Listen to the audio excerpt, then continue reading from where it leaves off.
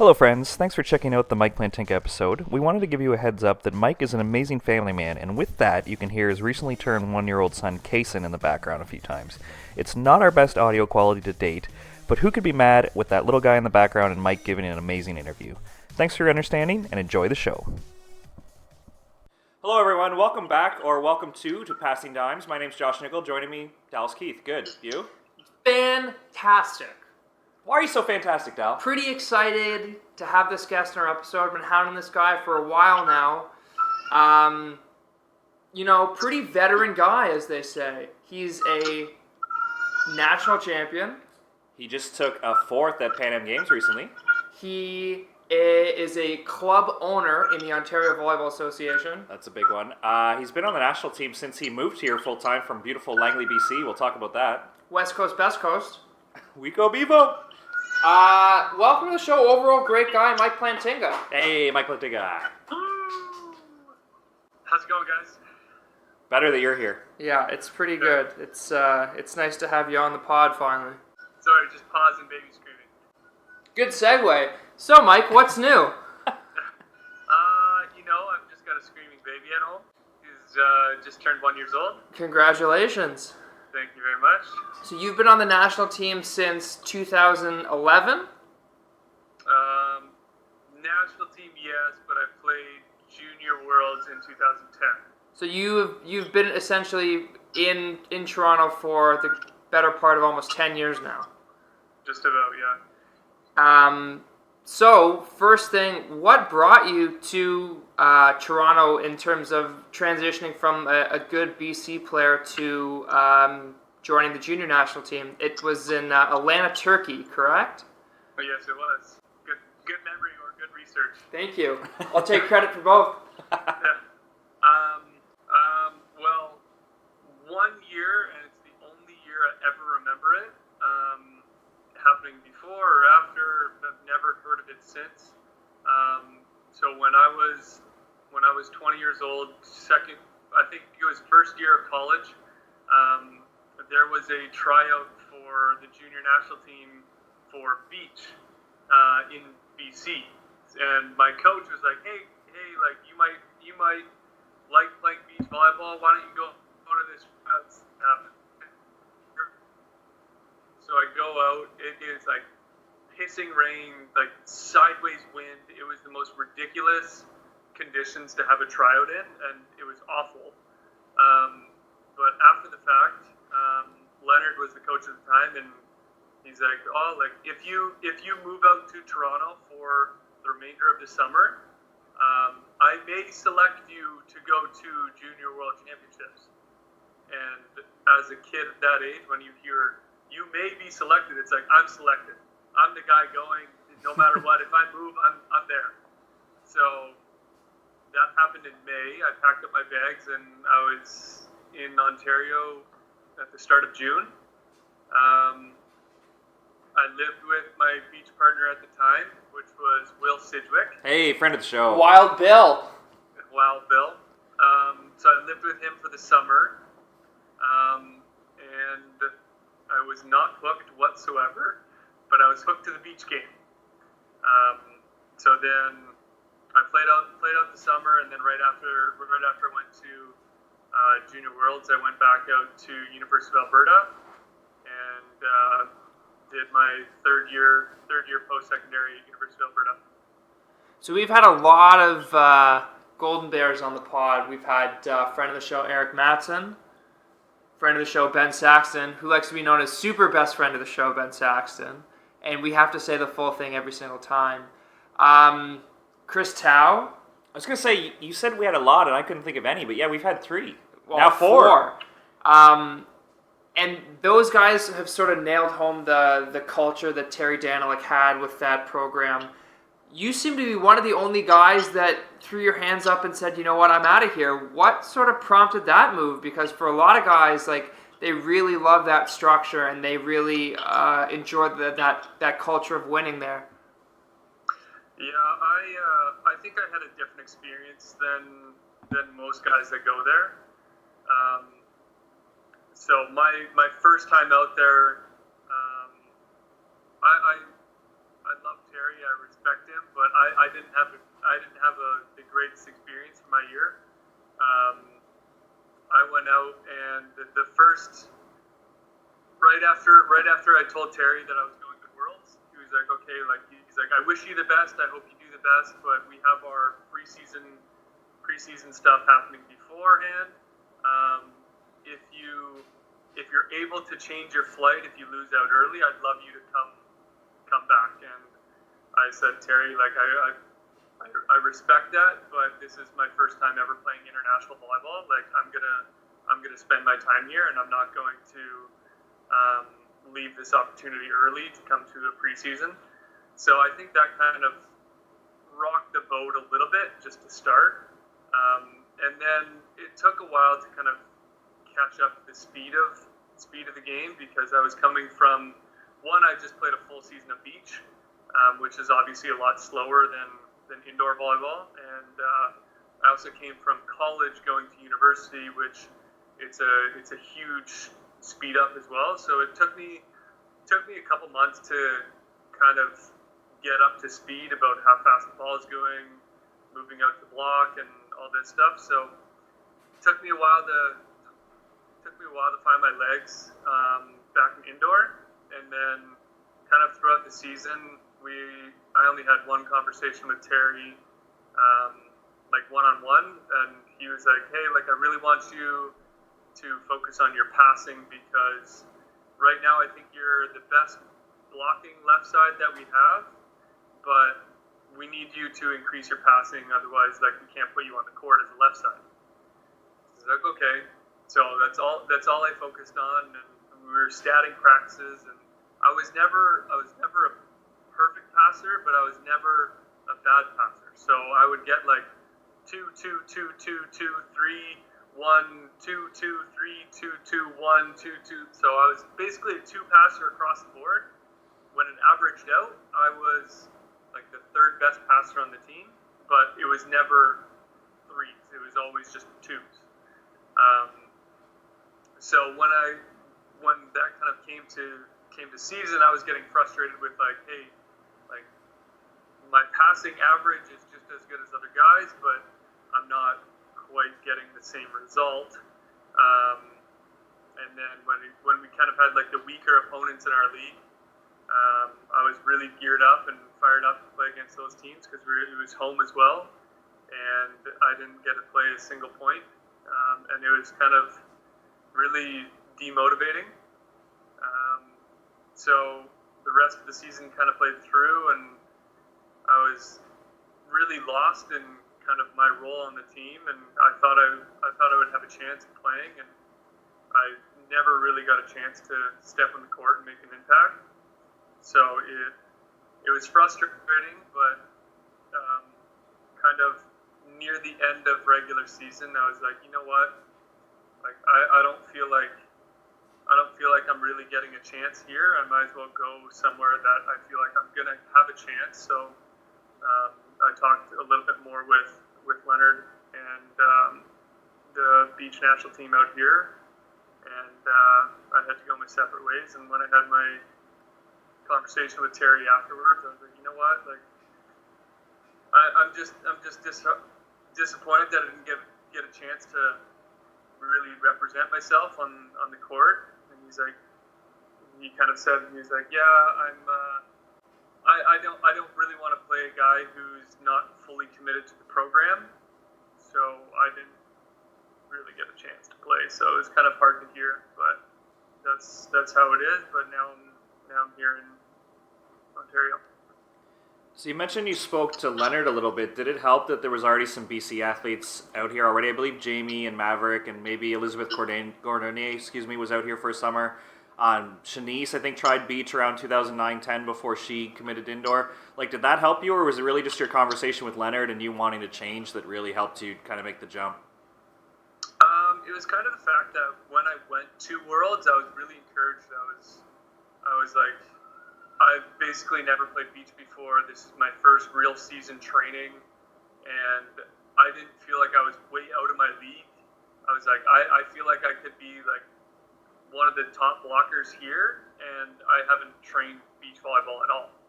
So that was a big motivator. And then with the bad experience I had at U of A,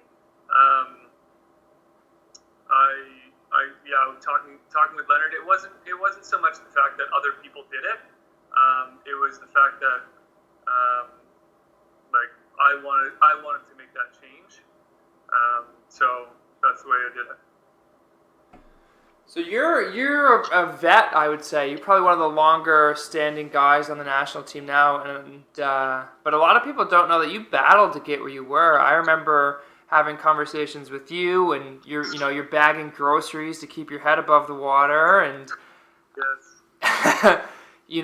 Take us through that. You've had this sort of full transition from being almost a practice squad guy to being on the development team to now being Canada 3 in the program. Yeah, it was definitely not moving out here. The only thing I knew was volleyball. I didn't really know that many guys from the national team even. So the only guys I knew was super best friend of the show, Ben Saxon. Hey. I lived with him. I actually lived in his one-bedroom place when he was on tour that summer that I committed to coming out here, and then we ended up moving in together. And then I knew Simon a little bit, but in terms of like family, everything, you said, I was not bagging groceries, but I was baking bread in the bakery at Superstore. It was not good times. I think you were also waiting tables for a fraction of a second there too. Yeah, I was. I was making bread. I was waiting tables. I was coaching till all hours of the night. I was doing everything I could to keep my head afloat. And it was really tough because the way that the system worked there is, it's similar to now. It was if you're not invited to basically the senior training, you're not allowed to come. So we weren't allowed to come to any morning training. So all our training was in the afternoon at 4 o'clock. So then I had to find a job that would before then. So I baked bread from 5 a.m. until 2 p.m. and then straight from there go to practice there from 4 till 6, and then I stayed afterwards at Downsview, sometimes from 6 till 10 or 7 to 11 with some of the leagues there, and then went home and started all over again. So those were not fun times, and many conversations that I had with my family. They said, Mike, you got to stop this dream. Come home, get a real job, and move on. And that was more motivation for me to you got to keep going. You got to do this. You're going to break through. And every year, Dallas, you can attest to this because I had lots of conversations with you about every year that karting selection camp came around. They took 10 guys. I was number 11. The next year, they took 8 guys. I was number 9. The next year, they took 6 guys. I was number 7. And it was year after year, I didn't know what to do. And I got every year around November, December, when those karting results came out, I was so taken back and distraught and wanted to quit. And it was actually Ben, super best friend of the show, Ben Saxon. Yeah, you're starting to get it now. Yeah,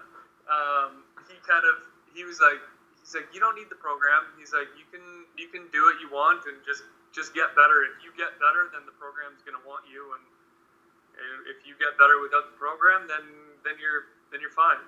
So I just kind of took that to heart and made sure I was doing all my work and taking all my boxes and really focusing on what I needed to. And the next couple of years, I got karting, and now I am where I am. Wow, go ahead. I'm glad you asked that question, Dallas. I wasn't aware of any of this at all, so it's kind of neat to see everybody's got a story, Josh. The struggle that went into it, because I think we see that you finished second in nationals last year. You've won nationals before. You went to Pan Am. You took a 9th at a 5th star. Like, everybody's seen these results you put up. Nobody knew you were up at 5 in the morning to go to work just so you could play beach volleyball. Yeah. I don't think I got carding until 2016. 2016 is the first year I got carding, and I moved out here in 2011. Wow. Right? You know how I know this? Because after you made the team, I was the guy who was 9th on the 8-man list, and 10th on the 9-man list, and 11th on the 10-man list. Yes. And you know what I did, Mike? You did the opposite. I called it a career. I said, I'm done with this. I'm not getting better, and the program sucks. See you later. So this is one question we like to ask people is during that process, like, again, it's easy to look back now and say, wow, like it really paid off. But during those moments, like going 4 years uncarded, there wasn't a lot of tournaments, so maybe you're not competing as much as you are, and when you are, you're not getting the results. Like, how did you really stay convinced that you were getting better and like the path was going to pay off? I think it was a little bit different then because NORCECA, there was quite a few NORCECA events that were happening. And rather than being the trial process that it is now, it was selection process. So they would just kind of go down lists. So starting in, when I committed in 2011, I got to go to BSU, the University A. And then the next year, I got to go to a couple NORCECAs. And then starting in 2013, I was doing like 4 or 5 NORCECAs already, so I was getting the international experience without getting any of the funding for it, and I was doing well enough on like the OVA tour and like the Vancouver Open to kind of justify the fact that I was doing okay. And really, kind of a breakthrough moment for me was in 2013. Cam and I won nationals. On home soil in Vancouver, and that was a real big breakthrough for me to be like, okay, like we got this, like I can totally do this, and I was fully committed to it. Although, to quote Mr. Ed Drakage, no one will ever know that the top 4 teams at that tournament were not present. No way. So we have to hear this. I will never forget that line. Cam and I celebrated our match point, and we were walking to our bench, and like our family was nearby, and Ed Drakage comes out and he's like, "Congrats, guys, but don't worry. No one will know that the top 4 teams weren't here 10 years from now." For context, this is the technical director of the federation. Yes. And he said it not being malicious. He was trying to be nice. Yeah. In his mind, this was the smart thing to say. Yeah. It was not a good time. I mean, you won, but yeah, who cares? You won, but like you're really not the best in Canada, by the way. That was the same years that the McNamara's won their national championship at 16 years old. Yeah, we talked about that. I don't think that record's ever going to get broken. No, never. So the question popped up. Friend of the show, Garrett May, asked me, he's like, do you think that's more impressive, or John and Mark winning like 8 straight is more impressive? And when John and Mark played, everyone had to play who was carded. Like, they were coming back from closing ceremonies to make sure they made it to nationals in time. It was part of the carding policy that they had to go. McNamara's winning at 16. 16. I see. I said that too.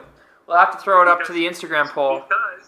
Because no one will know that the top teams weren't there. Way to bring it back full circle. Yes. I got a few questions, though. We've sort of alluded to this in your opening. In the past couple of years, you've had quite a significant change to your home life. You've gotten married, and you've had a kid. So first off, congratulations for both of those accomplishments. Thank you. What is the biggest difference that you've noticed with your sort of playing career now having to take on the role as a husband and a father and a professional athlete. So how is sort of managing the tour, which, even as a single guy or a guy in a relationship is a hard thing to do. Now you've got a wife, now you've got a kid. What comes about with that? Being married it wasn't that hard when I first got married. It was always, it's like being in a relationship, like when you're dating or if you're married. When you're away, it's your person to talk to all the time when you're away. It's kind of like your outlet and your home. So that was always, it wasn't that big of transition to going from dating while on tour to being married on tour. So that's not a significant one, but definitely having Kaysen, my son, that was a huge change. I noticed as soon as, because he was born, and about, I think it was 3 or 4 weeks later, I had to leave to go to China for an event, and that was a tournament that Aaron and I got 9th place, so it was the best tournament that we've performed at. And it kind of, having my son, it kind of gave me extra purpose or extra motivation to be gone, because now I'm not away from my wife, it's like I'm away from my family. And it's a completely different mindset, and it's like, this isn't for fun anymore, that I can just kind of like go out and kind of hang out on tour. It's like, I'm gone, I'm leaving my son, I'm not being able to see him develop and grow, so that I can play beach volleyball. Now there's a lot more at stake, so it kind of gave me, I want to say, an extra little edge, because I had more motivation to play and perform when I was out there. Nice, well said. So how have you dealt with some of maybe the challenges that come with having like a 1-year-old in the house? Like obviously sleep is very important to a high performance athlete. Obviously that's been probably affected, right? Yeah, I mean right now he's great, but when he was first born, I'm so happy he was born basically in all off season. I would a spotty 4 hours of sleep at night.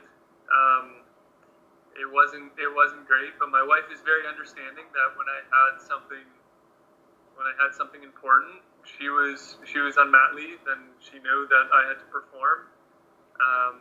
That I would get to sleep throughout the night, and until he was really terrible, then I would get up. But she let me sleep when I needed to.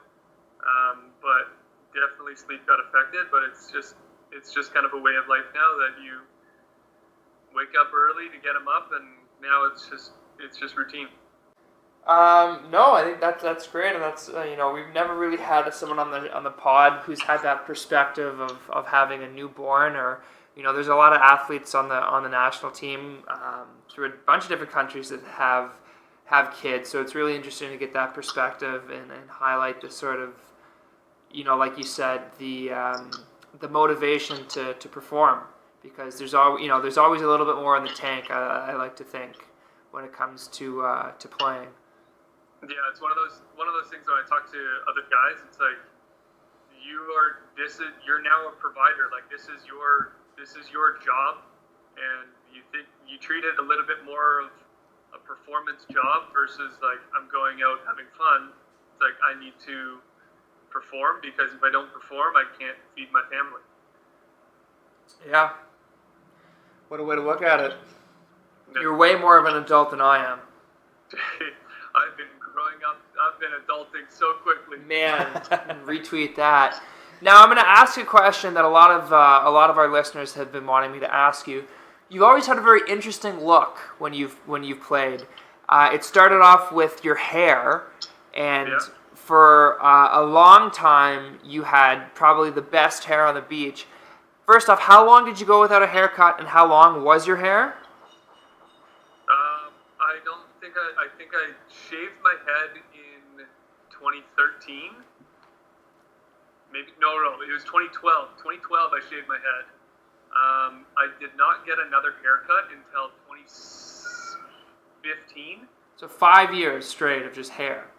5 years straight of hair. I might have got a couple of trims here and there, but it was long. So you had good long hair for a while, and then it was real long. When I finally got it cut, I donated about 12 inches because I was like, you know what? I still got enough hair to like still put it up in a bun.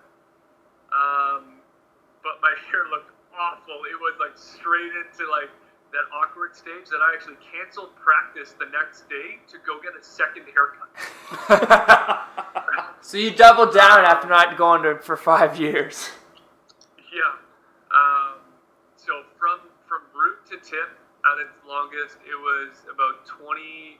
I think it was 24 or 26 inches long. So it's a lot of hair. It's a lot of hair. And when you cut your hair, you decided, you know what, I'm done with the hair on my head. I now want to put it on my face. And you've got this huge beard now.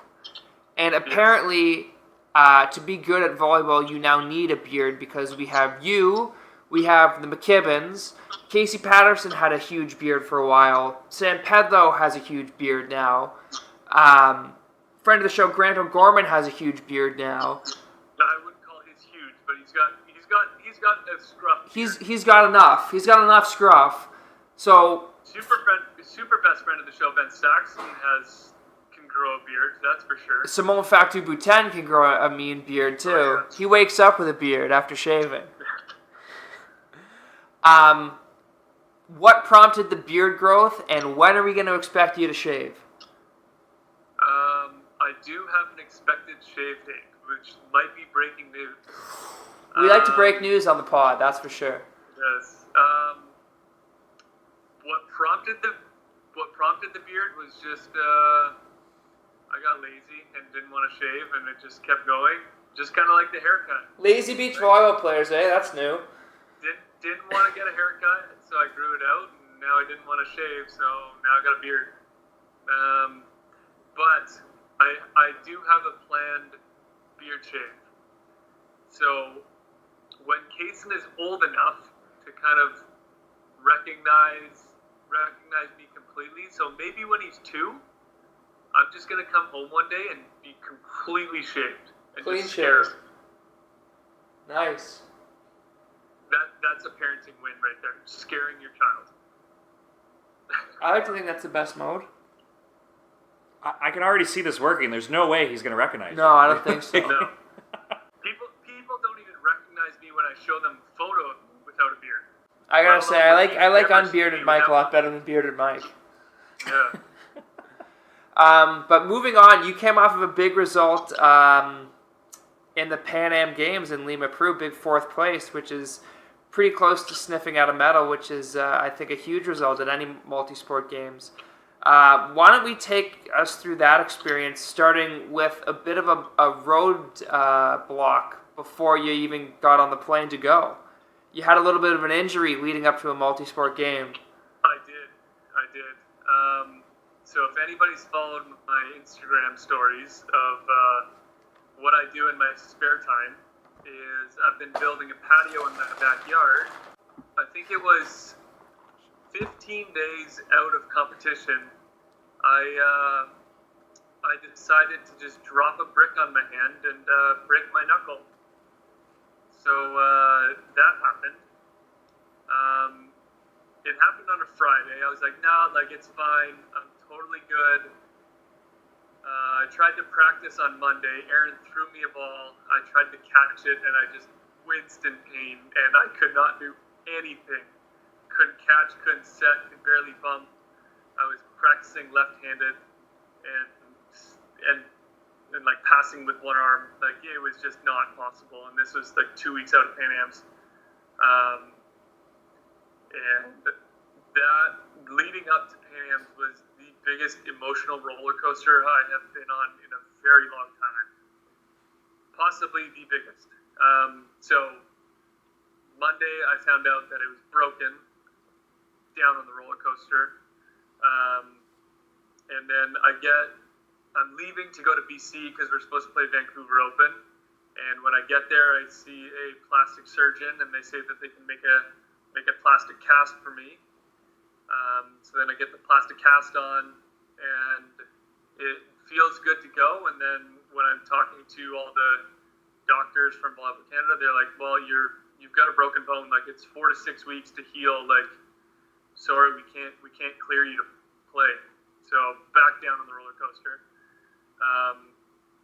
I practiced with it. I taped it up. I took painkillers, and I was like, you know what? Like, I'm gonna test it out. I'm gonna pepper. I'm gonna play full out, even if it hurts a little bit. I'm just gonna kind of lie to people and say, "Oh no, it's fine. It's all good."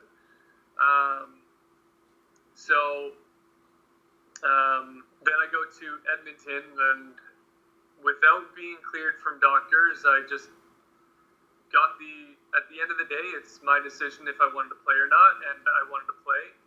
And it felt funny setting, attacking, passing, doing basically every skill. The most nerve-wracking was blocking because my hand is fully exposed to them hitting. But I had a lot of faith in the cast doctors made, and it held up well. A couple hard balls off the hand that didn't feel so good, but I was able to kind of grind through it. And then going into the Pan Ams, I felt pretty confident with how my hand was feeling and how Aaron and I were playing as a team still. So, yeah, it was okay. Speaking of little boy, he wants to get on the podcast too. Down the road. You know what? We're in season 20. I think we'll have to have him on. I know. Yeah, we're just not a charity podcast. He's got to be able to side out to be on this thing. Too bad he might not be playing volleyball. Probably want to get him in a financially lucrative sport. There's no money in that sport. So what was the biggest difference in Pan Ams from other multi-sport games that you've been to? You mentioned earlier that you've been to FISU in China. What was the biggest takeaway from your experience in Peru? Well, so I've been to basically every level of multi-sport games now. I'm pretty proud to say that. Not a big deal. I've been to the BC Summer Games. We had Western Canada Summer Games. I went to Canada Games, and then I went to the University Aid, and now I've been to Pan Am Games. So I've got one more multi-sport games I really need to tick off, which is the Olympic Games. But I think with all the experience of other multi-sport games, you kind of know what to expect a little bit. You know that there's going to be distractions with other people, other sports, lots of stuff going on, lots of people around. But it was kind of the first multi-sport games that I wasn't there to embrace the moment as much as focus on the performance. When I went to University Aid or Canada Games and stuff like that, I was so wrapped up in like, this is so cool, I got to go to this multi-sport games, that I was just caught up in everything. This one I was really like, you know what, I'm here to perform. I'm here to play beach volleyball and do whatever I can to get a medal. So I think that was the difference in Peru than other games. Cool. And you've hit a bit of a break in your season now. What can we expect from you to sort of round out the calendar year? We know with the FIVB schedule comes out in late November, early December for the following year. So what do you have planned for the end of your season, and how does it look finishing up the year? Aaron and I are probably going to get going in the sand near the middle of September, so in a couple weeks. We're going to gear it up a little bit for either the 3-star in China or the 4-star in Mexico. Just to kind of close off the year on a tournament like that, and then kind of prep for whatever schedule comes out in November to see when the World Tour schedule starts in 2020. I just want to circle back once to Pan Am. I just want to talk about the way the schedule worked out because it looked like you guys were in the pool of death a little bit, and even your playoff draw. Like you, I think other than Brazil, you probably played every top team there, right? Yeah, it was not an easy tournament, that's for sure. We were, it was a pool of death, but it was also a little bit fortunate. Originally, I thought only 2 teams advanced out of the pool, so we were a little bit nervous. But when we found out that 3 teams advanced, we were like, okay, like we need to make sure that we take out Nicaragua in our first match because they're probably the weakest of the teams in the pool.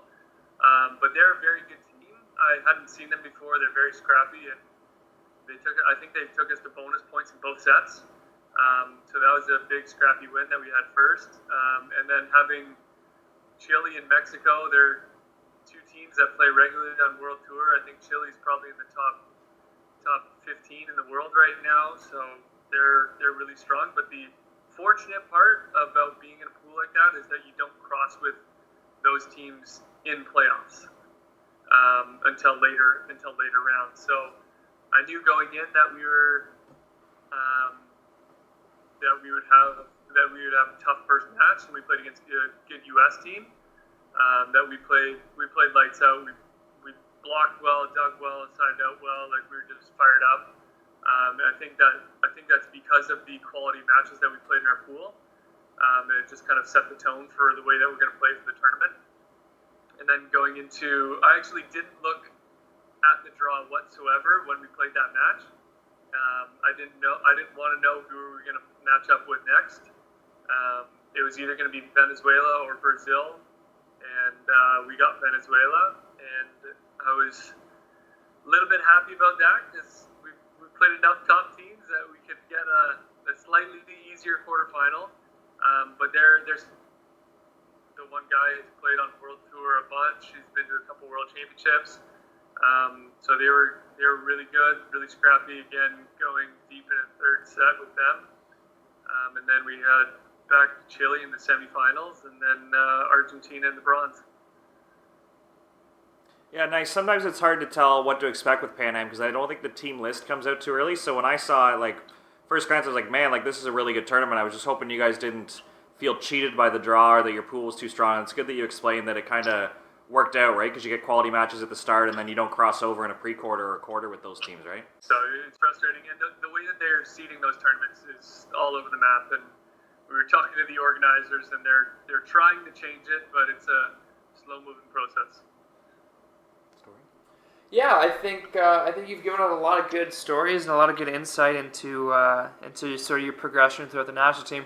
We like to cap off every episode with a funny story. I know that you're one of our avid listeners, our avid subscribers. So you know of all the good stories that we've had on the pod so far. So if there's something that you have to share with our listeners that's just a funny experience or something ridiculous, I know that a good Norseca story seems to pop in every now and then. But anything comes to mind in terms of, oh my God, I can't believe this is happening?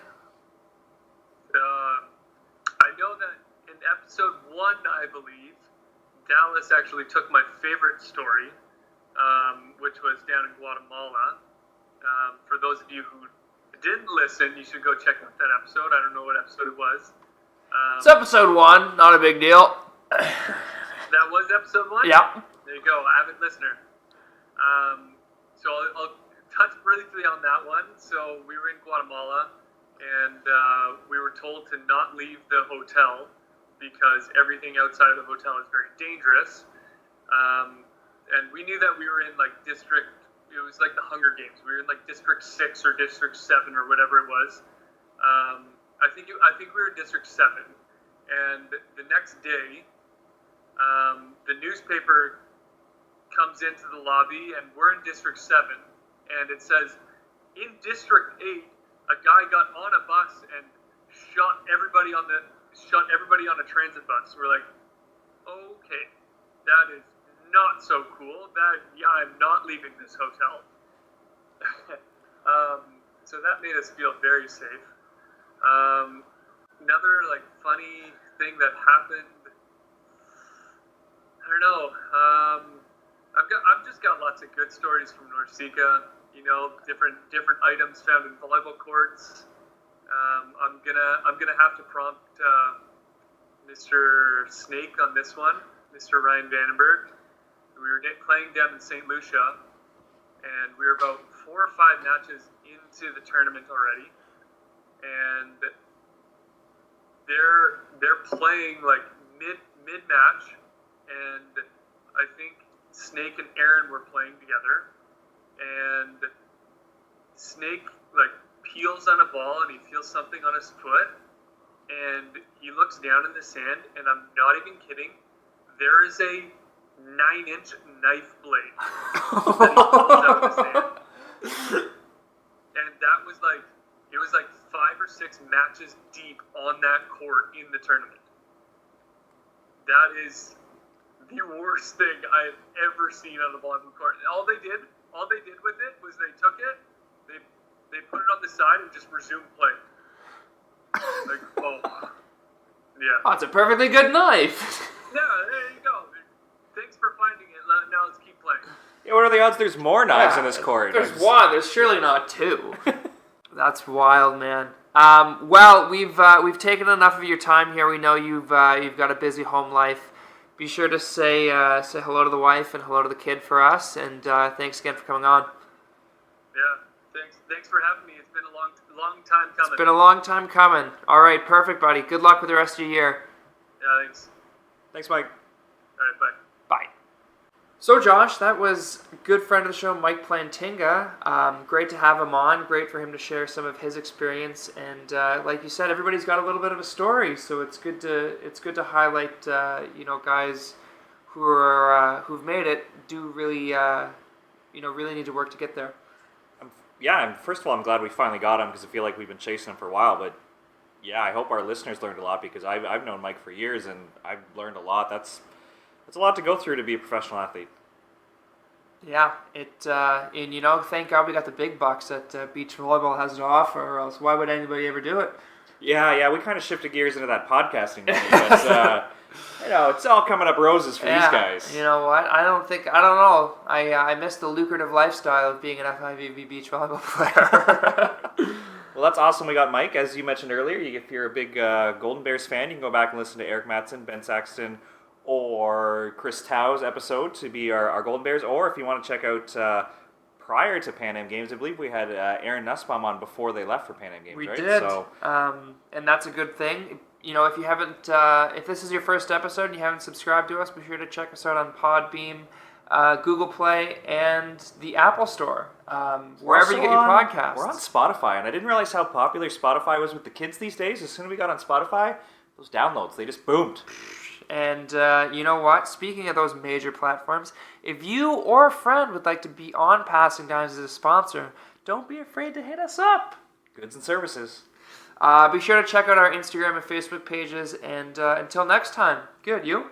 Yeah, not bad. Stay excellent, friends. Bye, Josh's mom. Bye, Mom.